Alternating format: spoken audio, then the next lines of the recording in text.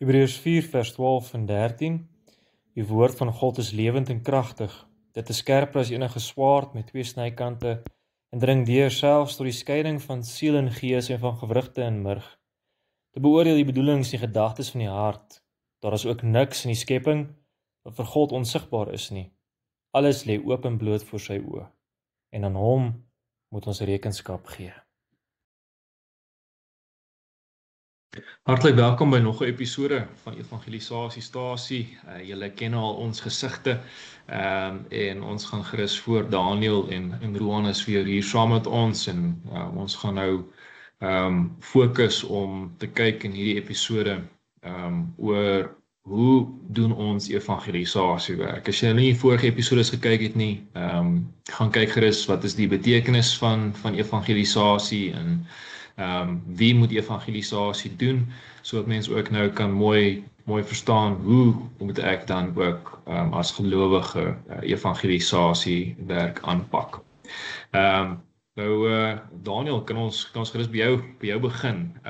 Hoe dink jy moet ons dan gerus evangelisasie werk aanpak? Ja, nee, dankie vir die geleentheid. Ek dink daar is verskillende maniere wat 'n mens kan gebruik om te evangeliseer. Ek dink 'n mens moet maar, kyk na jou omstandighede en in die konteks waarin 'n mens is in daai oomblik. Is dalk 'n vriendskap wat opgebou is, dan sal mense, vanuit die vriendskap, as die vriendskap dieper raak, dan kan 'n mens begin praat oor die Here en oor sy genade. Ander kere gaan dit dalk iemand by die werk wees waar dit 'n ander tipe verhouding is. So ek dink 'n mens het baie wysheid nodig om dan te evangeliseer. En daarvoor het 'n mens voorbidding nodig. So voor 'n mens mos maar enigiets begin, doen 'n mens maar voorbidding vir wat 'n mens doen. So ek dink as 'n mens agterkom hier is iemand wat dalk nie die Here ken nie of wat optree op 'n totale goddelose wyse of iemand wat heel anders is, wat soekend is, dalk kom jy agter hy of sy is soekend na meer, dan moet 'n mens eerstens bid vir wysheid, dat die Heilige Gees 'n mens lei oor hoe om dit te doen, want dat 'n mens die regte invalshoek gebruik.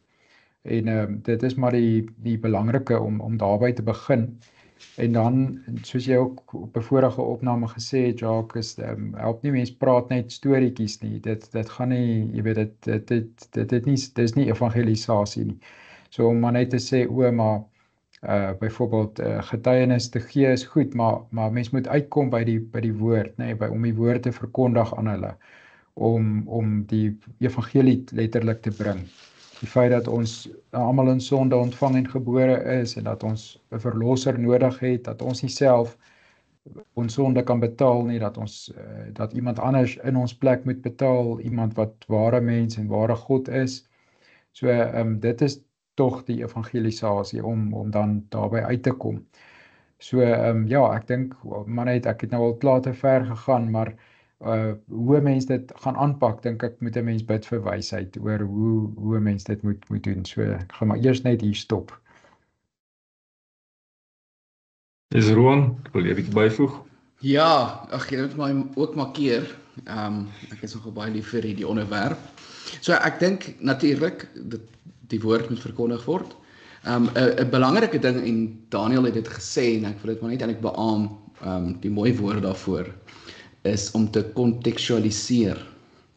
So mens gaan kyk na die konteks waarbinne jy is, of waarbinne jy, of waar in die samelewing, of as jy nou wil gaan evangeliseer, dan gaan kyk jy na die konteks van daardie mens. En ons sien dit eintlik, baie mense hou nie daarvan nie. Tim Keller het eintlik die woord baie bekend gemaak. Maar dit gaan oor, as ons sien Paulus het 'n sekere manier gehad hoe hy met die Jode gewerk het, en hy het 'n sekere manier gehad hoe hy met die heidene, die Grieke en die res gewerk het. So met die Jode, hy het gekontekstualiseer, met die Jode het hy dadelik begin met die Ou Testament. Met die Grieke en met die ander heidene het hy in Handelinge 17, dan lees ons, hy was in Athene, dan toe sê hy, maar ek het deur die stad gestap en daar het ek gesien 'n beeld vir onbekende God. En toe begin hy eers, maar daai onbekende God, dit is God wat die hemel en die aarde geskaap het, die een wat nie in tempels woon nie. En toe het hy nou aangegaan. So en ek dink in ons geval of in waar ook al jouself bevind, is dit ook so. Jy weet baie keer, okay, hierdie persoon met wie ek die evangelie baie graag wil deel, die Here druk dit op my hart, het groot geword in 'n kerk, maar die evangelie het nog nie een keer hulle of het nog nie hart verander nie. So jy weet hulle het dalk 'n bietjie Bybelse kennis. Ander keer dan weet jy hierdie persoon het absoluut geen idee wat die Bybel is of wat in die Bybel staan nie. So dan weet jy hoe om met hulle te werk. Maar ja, so nou wil ek sê wat ek eintlik wou sê is ek sê altyd vir die mense is ons moet aktief wees met evangelisasie. So ons moet regtig vir die Here bid en vra dat hy geleenthede op ons pad sal sit en dat ons daardie geleenthede sal gaan soek. Iets waarvan ek hou om te doen is verhouding bou. Ek haat dit in Bamboeland. As ek klaar by Shoprite of Pick n Pay was en ek stap deur toe, dan deursoek hulle jou sak om te kyk of alles wat op jou slippie is, of jy vir alles betaal het. Ek haat dit. In ander dele van Namibië doen dit nie. Hulle vertrou nie mense bo nie, lyk dit my. So net om nie daaroor dadelik te beklei nie, bou ek verhouding. Ek vra vir die wagte, hoe gaan dit met julle? Hoe is julle dag? Later of 'n dag of week later en vra ek maar hoe gaan dit met jou vrou of met jou kinders? En so begin mens verhouding bou. En dan het dit nou al gebeur met die wagte of die kassiere dat die Here dit regtig op my hart gedruk het, net om iets uit die woord uit vir hulle te sê. So dis maar 'n voorbeeld. Ons moet elke ontmoeting met 'n nie-gelowige moet ons ook sien as 'n geleentheid om die evangelie aan hulle te verkondig. En jy gaan weet, die Heilige Gees lei ons, jy gaan weet, okay, nou moet ek iets sê. Of jy gaan weet, nou sê jy niks. jy bly liewer stil, die tyd is nog nie reg nie. So ja, dit bid natuurlik dat in daai oomblik dat die Here vir jou wysheid en krag sal gee. Ons kan nie op onsself, ons eie of ons swak mense. Ons gaan natuurlik bang wees wat om te sê, maar ons vra om daardie oomblik dat die Here net vir ons wysheid sal gee. En ons verkondig die woord. Al is dit net 'n teksgedeelte. Vandag druk die Here dit op my hart, of ek wil net vandag vir jou net iets lees, Johannes 3 vers 16. Ek sien jy is bietjie ongelukkig vandag. Onthou wat die Here in sy woord sê of so iets. So ja, mense hoef nie 'n hele ding, hele presentation, ekskuus, ek kan nie Afrikaans sê nie, vir hulle te gee nie. Ja, sê weer? Aanbieding, jy hoef nie julle aanbieding, PowerPoint aanbieding vir hulle te gee nie, jy kan regtig net iets kort. En dan natuurlik herhaal, jy gaan 'n opvolg nodig hê. As ek volgende keer dan gaan ek kyk of daardie kassier of daardie wag weer daar is, dan gaan ek natuurlik na daardie betaalpunt toe om weer met haar verhouding te bou of met hom of wie ook al. So dit is belangrik. En soos ek gesê, dit is so maklik, enigiemand kan dit doen. 'n Kind kan dit doen, 'n bejaarde, senior burger kan dit doen, enigiemand kan dit doen. Want die Here is by ons. En dan net 'n laaste ding wat ek wil sê, ekskuus, ek praat nou baie. Dit gaan nie oor ons nie. Dit gaan oor Jesus Christus. Ons verkondig hom. En dit is wat Petrus en Johannes voor die Joodse raad gesê het in Handelinge 4. Ek wil daai gedeelte lees. Ekskuus, ek was nou daar's geen ander naam.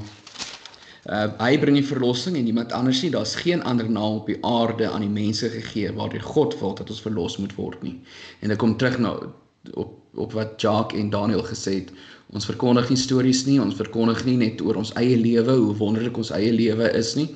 Ons gaan verkondig Jesus Christus. En dis die enigste naam waardeur God mense verlos. En dit is wat hulle moet weet. Daar's nog iets wat ek wil sê, maar asseblief Jacques, kom ons gee eers vir jou geleentheid. Ja, ek dink die heel belangrike agter so 'n gesprek is dat mens deurlopend moet besef dat Paulus het eintlik baie mooi gesê dan in 2 Timoteus 4 dat ons tydig en ontydig die woord van die Here moet verkondig. En as mens myself mooi afvra, hoe verkondig ek tydig en ontydig die woord van die Here? Dis wanneer die Galasiërs 5 plaasvind, wanneer die werking van die Gees so in jou lewe sigbaar word, dat selfs wanneer daar nie nou die tyd dalk is om dit fisies met woorde te sê en die getuig jou lewe, die manier hoe jy reageer, die manier hoe jy optree, juis van jou kunskap, jou geloof in die Here. En dit is eintlik iets wonderlik. Ons leer dit by Jesus Christus self, hoe hy elke keer as hy uitgevra word oor die evangelie, dan antwoord hy baie mooi kragtig uit die woord van die Here. En hy lei die mens om met beelde te verstaan wat hy nou beskryf, nee. So baie keer ook net prakties te maak. Nie almal ken altyd die woord van die Here soos 'n gelowige nie. Baie mense kom eers by punt waar hulle die eerste keer die evangelie hoor en dan verstaan hulle nie alles wat in die Bybel aangaan nie. So mense gaan baie mooi, soos wat Roan ook gesê het, die konteks moet vas lê en bepaal waar is hierdie persoon in sy lewe. Was hy al gelowige of was hy nie al gelowig nie? Ken hy die Here of ken hy nie die Here nie? Sodat mens mooi daai pad kan stap, sodat mense hierdie persoon kan lei, nie om jou naam groot te maak nie, maar om die Here se naam groot te maak. Want dit is op die einde van die dag wat 'n mens wil hê. Mens wil hulle leer. Ons nou praat oor Matteus 28. Mens hoor daar in Matteus 28 vers 16 tot 20 dat die Here sê, ja, gemaak disippels van ons Here Jesus Christus en doop hulle. Maar dan sê hy mooi, leer hulle om alles te onderhou wat ek julle beveel het. En dit is presies wat 'n mens graag wil gaan doen. Mens wil dit wat die Here vir ons leer uit sy woord uit ook dan kragtig oordra aan die mense wat oor mense pad kom. Of dit nou is met jy wat nou bid wanneer jy hulle gaan uiteet. Ander mense sien dit raak en baie keer wat nou gebeur het, dan vra mense jou, maar hoekom bid jy en vir wie bid jy? En so dit het al gebeur by my. Ek weet nie of julle dit al beleef het nie, maar dit is iets wonderlik om te sien, dat selfs wanneer jy dit doen wat jy nog elke dag doen, bid of selfs Bybel lees, wanneer jy in 'n restaurant sit of wanneer jy as gelowig gaan leef by jou werk of by die skool of wanneer jy in die straat rondloop, dan is jy stelselmatig eintlik besig ook om met jou hele lewe getuienis vir die Here af te lê, 'n dankbaarheidslewe af te lê, waar jy in alles waarmee jy besig is, sy naam groot maak. En dit gee vir mens half hierdie klomp teks, klomp gedagtes oor klomp tekstdeels in die Bybel self ook, hoe kragtig die Here deur sy gees mense hart en se lewens verander het. Deur die verkondiging van die woord van die Here. En ek wil graag net gou vlugtig en vinnig net verwys na Romeine 10. Romeine 10 sê dit nogals baie mooi. Hierso van vers 14. Maar hoe kan 'n mens hom aanroep as jy nie hom glo nie? En hoe kan jy hom glo as jy nie van hom gehoor het nie? En hoe kan jy hom hoor sonder iemand wat preek? En hoe kan iemand preek as hy nie gestuur is nie? Daar staan ook geskrywe, wonderlik klink die voetstappe van hulle wat die goeie boodskap bring. En dit is nogals iets wonderlik, nee, hierdie feit dat die Here mense gebruik ons as gelowiges, as instrumente in sy hand, om dan natuurlik die woord oor te dra met ons gevul self met die Heilige Gees, sodat hy daardeur kan werk en dan mense kan oortuig om verder ook dan in 'n lewe te lei in diens van die Here. En dan dink ek nog een teks hier en dan sal ek definitief daar ook my gesprek beperk. Dan wil ek dit hierso net wys. Hierso by die gemeente van die Tessalonisense, dan hoor mens daar van vers 4 af. Broers, ons weet dat God julle wat lief het uitverkies het, want die evangelie wat ons aan julle verkondig het nie bloot met woorde tot julle gekom nie, maar ook met die krag en die Heilige Gees met volle oortuiging. Julle weet trouens hoe ons by julle opgetree het en dit om julle ontwil. En julle het ons voorbeeld gevolg en volgelinge van die Here geword. In baie moeilike omstandighede het julle die woord aangeneem met 'n blydskap wat van die Heilige Gees word. kom. En so het julle 'n voorbeeld geword vir al die gelowiges in Macedonië en Agaia. En dan hoor mense natuurlik van daai geloof, hoop en liefde wat uit hulle uitgestraal het, nee, uit hulle uitgevloei het. Dit was instinktief, juis omdat die Gees deur hulle gewerk het. Maar dan wil ek net hierdie vraag, en ek dink dis kan deel van ons gesprek het word, want ja, ek dink daar is 'n verkeerde en 'n regte manier hoe mens dit kan doen. En natuurlik, mens kan daai beskryf, maar waarop ek graag net gou wil vir ons net 'n stukkie stil staan by, is die feit dat wanneer mens dan kyk na evangelisasiewerk in geheel, dan sien mens dat baie mense, ek het nou al beleef ook self wanneer ek met mense praat oor, maar hoekom gaan praat jy met daai persoon, wat met jou kom oopmaak het oor 'n saak, wat dit nie teen my oopgemaak nie, maar dit teen hulle oopgemaak. Kom gaan praat jy nie met daai persoon oor die evangelie nie. Dan sê hulle maar ek het nie die kennis nie, of ek het nie die ek is bang, ek is onseker, ek het nie die nodige kennis nie. Maar die wonderlike agter die feit dat die Here sekere ruimtes vir 'n mens skep, om dan 'n instrument in sy hand te kan wees, moet mens deeltyd vooruitkyk. So al wat ek wil sê hierby is, kyk uit waar die Here jou as instrument in sy hand wil gebruik, want daar is omstandighede wat die Here vir jou skep, waar iemand met jou praat, waar iemand jou uitvra oor jou geloof, waar iemand troos nodig het en bemoediging nodig het. Dis daai geleenthede wat 'n mens kan gebruik om dan nie jou eie woorde of jou eie gedagtes oordra nie, maar dis nie wat jy moet doen nie. Jy het die Bybel, die Here het vir jou sy woord gegee, gaan gebruik die Bybel, dat die Here self daardeur sal werk om die hart en die lewens te verander. Ek het nou al vir een, en ek sal daarmee stop, ek het al vir een gelowige hier by ons in die gemeente gesê, hy het my ook uitgevra oor evangelisasiewerk en wie moet dit doen, en toe sê ek reguit vir hom, maar wel besef net, elke Sondag het jy geleentheid om toegerus te word. Ons hoor dit in Efesiërs 4, waar die Here sê jy word toegerus in die gemeente, waar jy die woord van die Here elke Sondag hoor. Jou beker word volgemaak, jou bord word vol kos gelaai, geestelike kos. Nou, hoekom kan jy nie ander daai voedsel wat jy daar leer, wat jy daar kry, hoekom vat jy daai voedsel en gaan deel dit in die week terwyl jy gaan leef nie? Pas daai teksgedeelte toe in jou lewe. Gaan praat met mense oor daai teksgedeelte. Wat ek en my vrou daarvan om te doen is as ek klaar gepreek het, dan praat ek met my vrou en sê ek van maar klankbord bietjie met my, wat het ek verkeerd gedoen, het ek bietjie te veel herhaal, wat jy geleer uit die teksgedeelte, wat het mooi uitgestaan, wat beteken die gedeelte vir jou lewe, en dan dis daai gesprekke wat 'n mens by mekaar leer, by mekaar groei, en natuurlik het jy te lank gepreek, kry ek ook altyd, maar dis daai gesprek wat baie lekker en gemaklik maak, wat mense net weer krag gee, om te weet, maar ons stap saam met die geloofspad. En dit is dan wonderlik om te kan sien dat mense dan by die kerk self ook toegerus word, of by Bybelstudies, huisgodsdiens, dat mense daai kan gebruik om dan toe te pas in mense dag ook.